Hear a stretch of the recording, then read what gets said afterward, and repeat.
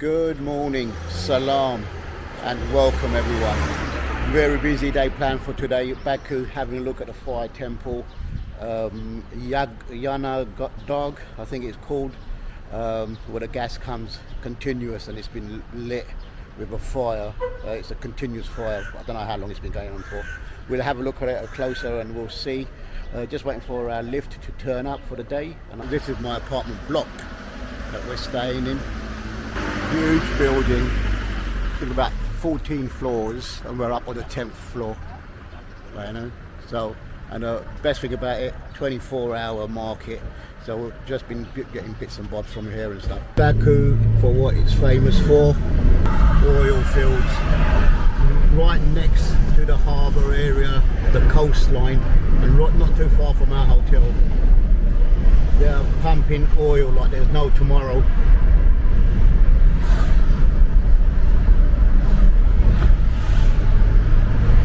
Small little oil fields, looks like miniature ones, but huge area to pump. And if you look around this side, old traditional Baku,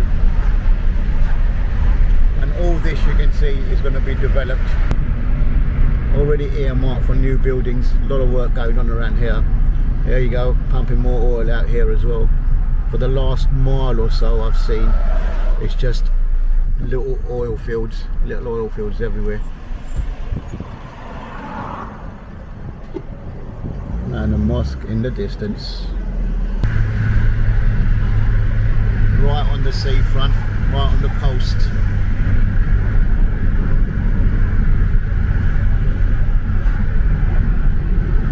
They are building, you can see, look, brand new. Very nice. This is the concrete plant. As you can see, Azerbaijan now is making everything themselves. When you have the money, you can set up industry like this. Our driver's saying that this place is so busy and they're just chipping it away at the mountains over there. And the whole thing just works with a plant there. This can only get bigger. Area at the back over there, I didn't have time to show you, is going to be the biggest building in the world as well. One thing here is infrastructure can be made because they've got solid foundations. It's rock foundations and volcanoes, so there's a lot, so you can build things high rather than being soft ground. I don't know if you can make it out, but it's a gas plant here. We've just been through the oil fields and now we're at the gas. And just look, they're wasting the gas. The flame's always on. Can you imagine how much gas they have here? And we're going to go to the next area where continuous the mountains on fire due to the amount of gas in the area. But this has just been going on forever, and that fire has just been burning away. At the Qobustan rock formation, and this is the museum and the whole area. Just had to get over here and just pay a $5 to get in as well, to have a look around. This is the museum part where I'm at the moment. It's a growing country, you can see, because everything is really on a small scale at the moment, although the tourists are starting to come. But everything is 5 minutes to get in. I know. You do a tour to come here, and they charge you extra on everything as well. Typical tourist place, but you got to be fascinated by the views. Natural landscape, the whole area, huge area. I can't see many people walking there, so I've got to see if we can get over there and start walking around. Now this is the actual museum that they've made out of it, so let's see. And there are coaches coming, as you can make out, so there's a lot of people coming. At the next part of the tour, a self-made tour actually, was a museum first bit, and then the excursion route for the rock formation. Amazing how naturally it's done. If they can keep it, not muck about it too much, but when money gets involved, everything starts to change, and you got all this beautiful natural stuff, and then I don't know if you can make it, the beige canopy over there. Anyway, let's have a walk up and see what it's like. God knows over how many years this is done. Thousands and thousands of years. Oh, Qobustan. As I said, I do like this side. It's natural. It's absolutely vast, the area as well. Just goes on and on and on. And if I show you the front view, which is, look at that. Whole coastal area. You can see it's gonna be massive. When they start building here, I don't think they'll stop. And there's a cove over there as well. And they've done little walkways underneath the rocks. I don't know how safe that looks, but let's have a go. What's it saying on this one? Oh, rock number 29 comprises southern wall of the shelter eastern. 115 images drawn on the rocks of all sorts. So they have some drawings of people that have actually been living around here, and like I said, they have done it up nicely.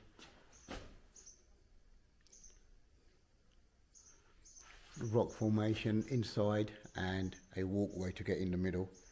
A lot of signs on the rocks, no holding, no touching, no standing. But they have been drawing on the stones over here as well. It's a good thing that's wedged together.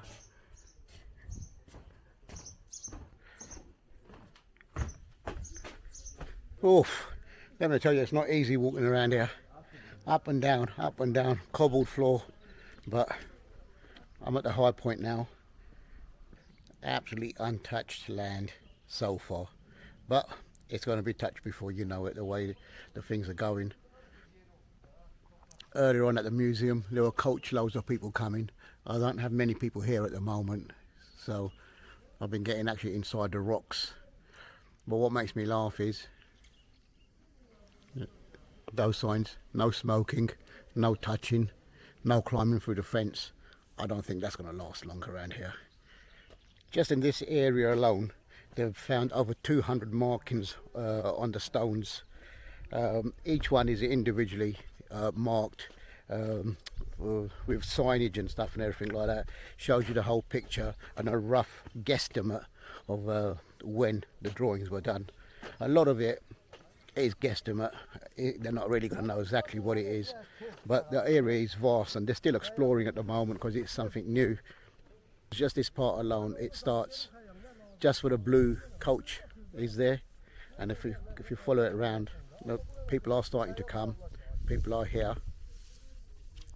You've got people who are working and everything as well. They're clearing up pathways. There's actual groups coming. There you go, the groups are here. See, everywhere you look, there are people starting to walk around now. You know, and they're setting up little information points. Although that was there, it wasn't really working. And like I said, you've got all this and more to explore.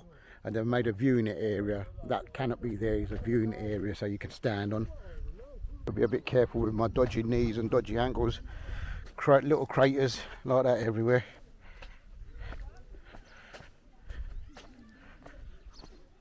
And no, none of it is level.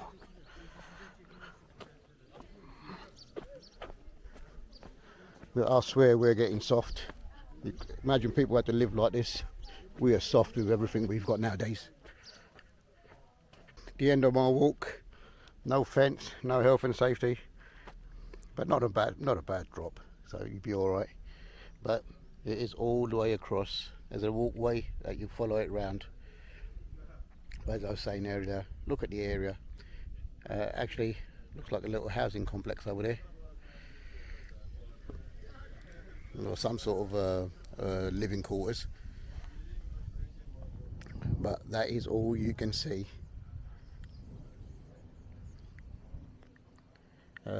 In the distance, I don't know if you can make it out, but that's the gas plant there with the constant fire on there.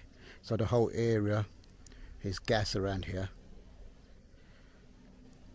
and an easy port area as well. If they want to build, you can take the gas straight out.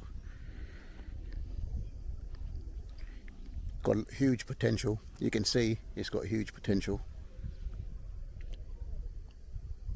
And then to top it all off, the police officer wanted a bribe of 50 manats to let him go. We're in a car that Russians made in 1946, and you know what, it's still going strong. Headed up towards the volcano, but look at the way the roads are done. And this car from 1946, it just still going strong. I can't believe it. And this is my driver, and he's dead proud of his car. He's so proud. He keeps saying to me, old Russian car, old Russian car. See what I mean about the country and the land being vast. It's just endless and nothing, no houses. Well, I can see a farm by the looks of it, but look at the terrain. And if the weather changes, because at the moment the weather's quite nice, but if the weather changes, it must be real harsh conditions. Here, everybody's on their mobile phone and driving. Nobody, I've seen everybody on, hardly seen anybody off their mobile phone. Azerbaijanian Jeep Safari, and he's still on his mobile phone. But flat land with the hills in the background. Look at him, 1946 Lada, and he's going really fast, 50 miles an hour. He's not even looking where he's going. But it handles really well, what I was saying. He's on his mobile phone rather than his driving, he's concentrating. Every time he puts his phone down, it starts ringing again. It's an Azerbaijanian Jeep Safari.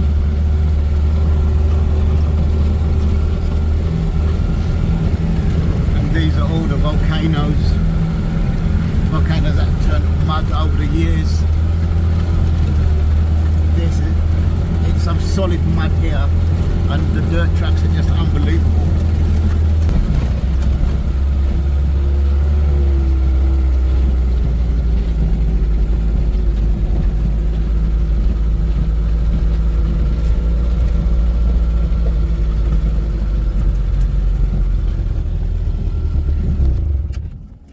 This is a 1946 car. Look at it. Russian car got us up here safely. Look, is that a Lada or something? Or even probably before Lada. But look at it, still going strong. The mud volcanoes. I don't know if you can make it out, but this one is actually gas. Gas is coming out of this one, and we just put a flame to it. You can actually. There you go. Look at that. Unbelievable amount of gas they have here around here. It's just phenomenal. So this is like small individual ones.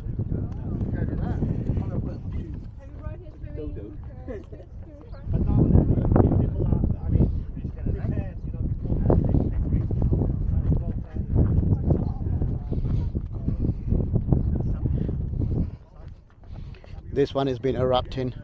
It's you can hear the bubbling on this one. Oh, it's bubbling up there.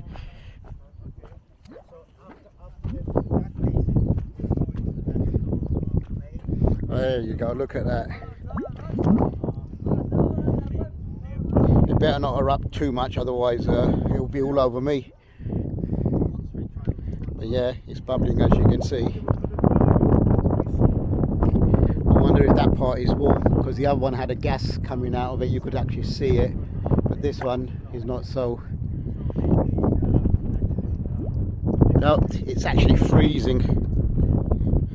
It's actually freezing. Rather than being warm, it's freezing. And the other one I can feel the heat. There's other people coming. So slowly by slowly you can see that people are actually coming here.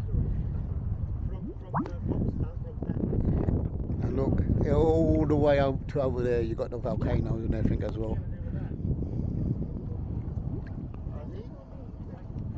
You can actually hear, as I'm standing here, you can hear the one behind me bubbling away. There's Dream Machine. Look at this. This is the Dream Machine. Here we go for the road trip back to the main road, and this is the Azerbaijanian desert for safari. My driver here, he's dead proud of his car. The only thing he's got new on it are the tyres, so it's safe. Oh look, more people coming. It's like a conveyor belt, people coming all the time. And look, bright old cars. Oh. He was doing 50 along here on the way in. Let's see what he does on the way back. He's driving so fast, we're catching up with the car in front.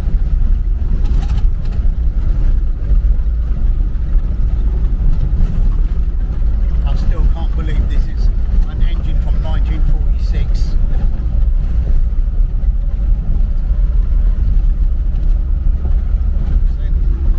The old ways are the best ways. Look, everywhere, little diggers digging up the area. Even on this side. That's 1, 2, 3, 4, 5, 6, 7, 8, 9, 10. 3 here, that's 4, about 15, more than 15, about 20 here. Just talking to my driver, and he said that the oil pumps that were pumping away and drilling were BP. BP have set up around here, and they were drilling for oil here. Unbelievable how the Western countries get into these countries now. Generally, the country is quite poor. You can see the Russian, the old Soviet era, but thanks to oil, it's going to be changing. But the West companies are already coming in. At the fire mountain, Yanardag. Again, done up really, really nice for the tourists, but charging you to get in. But have a look at this. Really made nice, all clean. Toilet facilities. And the burning hill, the fire mountain. Natural gas coming out, and it's just continued, and it's just been continuing for years. I'll have to have a look when it was first found, but it's really made up really, really nice now.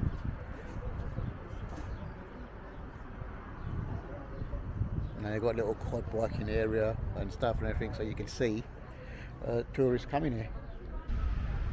According to the history, it was found in 2007, and the government put a decree to build around it and make it a historical site. Prior to that, legend goes that a shepherd was cold and he lit a fire, and it's been there ever since.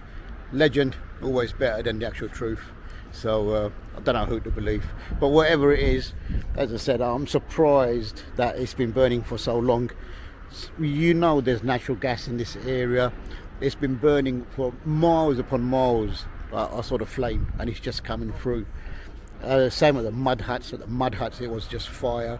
So how much gas have this country got in front of it? Actually, oh yeah, you can actually feel the heat. Yeah, right next to it, you can actually feel the heat from here. And it's really, really warm.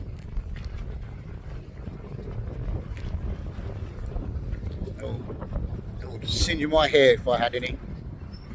Oh, proper heat, nice. Another place, really natural, but you can see tourism putting its head around here as well. The whole area is being developed. The natural one may possibly get swallowed by the beast of tourism. You got a fire, the burning mountain fire there. I haven't checked, I don't know when it was actually found, but it's been probably running like that forever. The signs of coming. Natural building, like I said, there's water, coastline absolutely everywhere. Horses,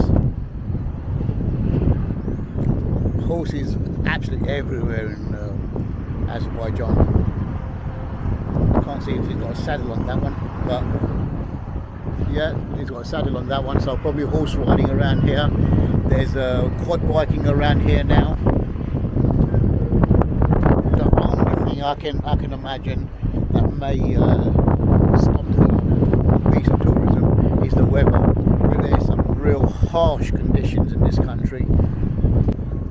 They've flattened the little mountain here, or a hill, so it's becoming a viewing area, but boy, proper blustery. Oh, can hardly keep my eyes open, there's so much wind and dirt. And as you look around, new houses being built, going to be some sort of houses, development, villas by the looks of it, so I don't think there's that many people, but there are actually some locals moving in. We go down towards the end of this hill that they've made at the Ateshgah Fire Temple. Huge place, designed it like an old building, but like I said, it's all modern, it's all new, but it looks really, really nice. That's the main entrance over there, surrounded by the big walls, and just on the other side of this is the motorway, and there's the whole shops and stuff and everything they made. There's our young driver. Hello. Here's my driver for the day. Sorry, I didn't catch your name. What's your name, my friend? Joshnal. Joshnal. Yes. Riaz. Each individual building is made, so it's separated up. But you know what? It's not as big as you would think, because there looks like the end of the walls. There's like a restaurant area just there, and as you walk round, there's a fire temple there. Let's go in and have a look inside the fire temple.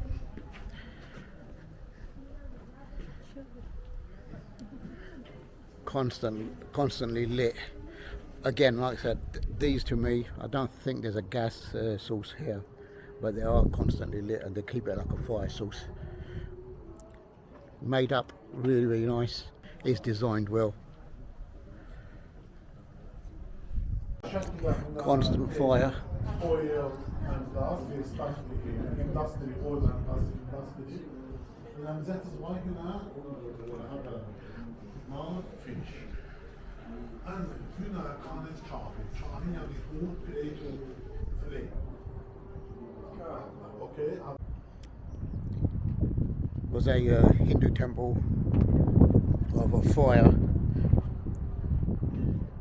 Lost the fire, hence most of the Hindus probably moved from here as well. But saying that, this has come back when the Azerbaijani government really took over this whole place and then started to revamp it.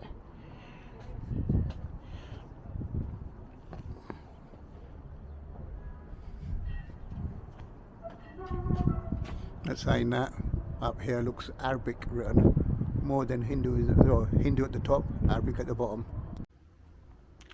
Zoroastrianism's in Azerbaijan and what it means today.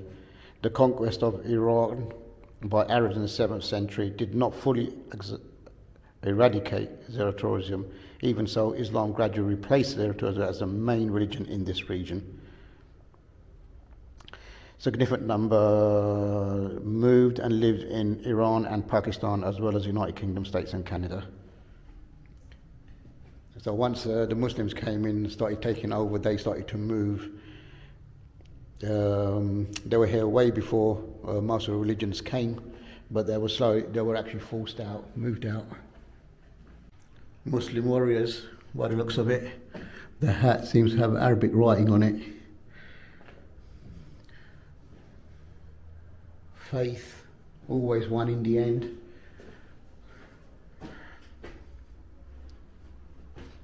There you go, even on those, what we saw the other day, Arabic writing, strong influence, and it stays and remains to today.